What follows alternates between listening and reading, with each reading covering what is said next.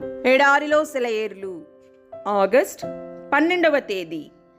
ఆ మహిమ గుణాతిశయములను బట్టి ఆయన మనకు అమూల్యములను అత్యధికములనైన వాగ్దానములను అనుగ్రహించి ఉన్నాడు.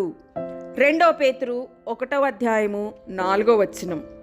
ఓడలను నిర్మించే ఇంజనీరు ఒక ఓడను ఎందుకోసం నిర్మిస్తాడు? దాన్ని నిర్మించి నౌకాశ్రయంలో భద్రంగా ఉంచాలనా?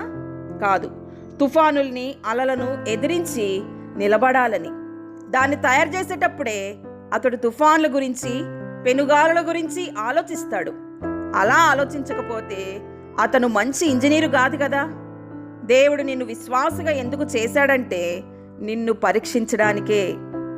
నీకు కొన్ని వాగ్దానాలనిచ్చి వాటిని నమ్మమంటున్నాడంటే నీ జీవితంలో వచ్చే గాలివానలప్పుడు ఒడిదుడుగులప్పుడు వాటిని ఉపయోగించుకోమనే. ఈత కొట్టడానికి పనికొచ్చే లైఫ్ బెల్ట్లు మనకు షాపుల్లో కనిపిస్తుంటాయి.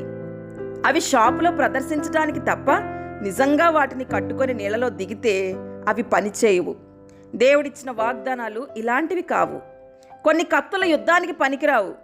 చాలా రకాలైన బూట్లు చూడడానికి బాగుంటాయి కానీ వేసుకొని తిరగడానికి పనికిరావు.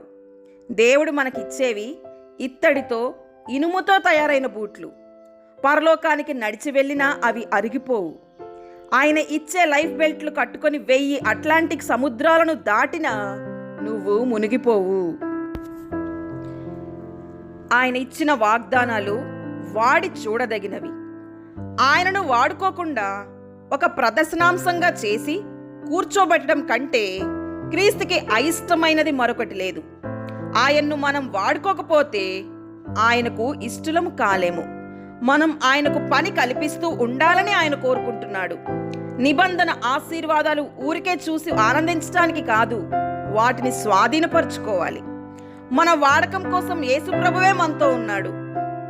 ఉపయోగించుకోవలసినంతగా ఆయన్ను మనం ఉపయోగించుకుంటున్నామా? మ్యూజియంలో ఉన్న వింత వస్తువుల్లాగా దేవుని వాగ్దానాలను పరిగణించకండి. అనుదినం ఆదరణనిచ్చే ఊటలుగా వాటిని ఉపయోగించుకోండి. అవసరం వచ్చినప్పుడల్లా ప్రభువును ఆశ్రయించండి. దేవుని వాగ్దాన జలదిలో నుంచి మనసుకి నచ్చిన ముత్యాలు ఏరుకో. దేవుని వాక్కులో ఏ అక్షరం క్రమం తప్పదు. ఆయన మార్గంలో క్షయం అనేది లేదు. అది నీవు తెలుసుకో. దేవుడి మాటలను దీవించునుగాక. ఆమెన్.